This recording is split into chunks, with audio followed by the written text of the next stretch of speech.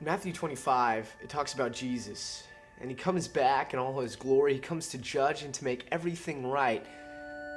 And specifically in this passage, he talks about talking to two groups of people. And he calls one group sheep and another goats. And while some of us don't really understand what that means, it's really interesting to note what he tells them. In Matthew 25, verse 35, it talks about, then the king will say to those on his right, that's the sheep, he goes, come you who are blessed by my Father, inherit the kingdom prepared for you from the foundation of the world. For I was hungry, and you gave me something to eat. I was thirsty, you gave me something to drink. I was a stranger, you took me in. I was naked, you clothed me. I was sick, and you took care of me. I was in prison, you visited me.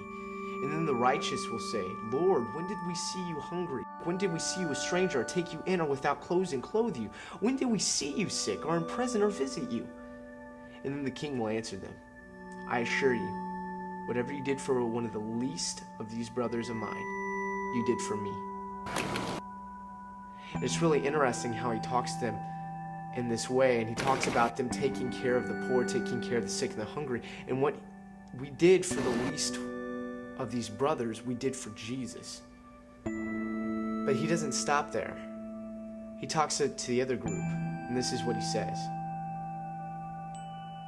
And then he will say to those on his left, depart from me, you are cursed, into eternal fire prepared for the devil and his angels. For I was hungry, and you gave me nothing to eat. I was thirsty, and you gave me nothing to drink. I was a stranger, and you did not take me in. I was naked, and you did not clothe me. I was sick in prison, and you did not take care of me.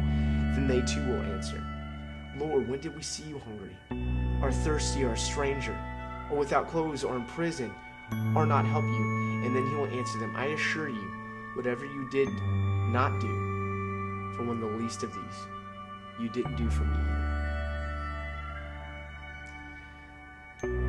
You see, at the beginning of each mission trip, I always ask myself, what is this year going to be like?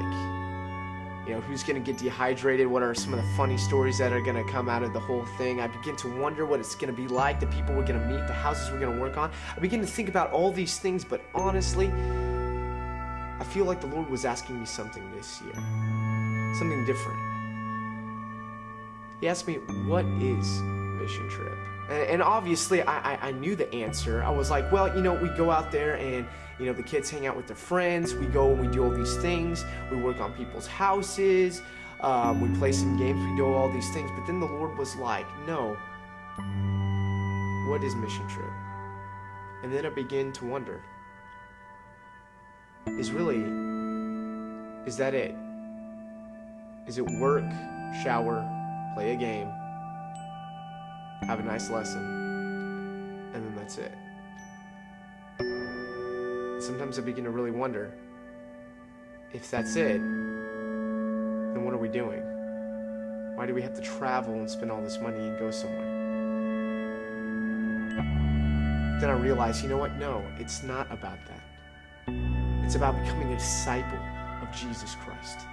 And more than just being a disciple of Jesus Christ, about stop doing the same things that we always do. One of the things that we always talk about, when I go on mission trip, it's just like I see God, I meet God, and all these amazing things happen, but yet when I go back home, they all go away. You see, mission trip is an opportunity to be a disciple of Jesus Christ, and not just for a week.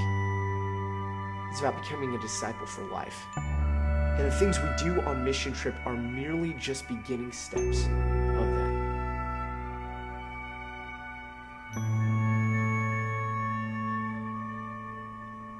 Jesus says, come and follow me. In this mission trip, for the rest of our life, let's obey that.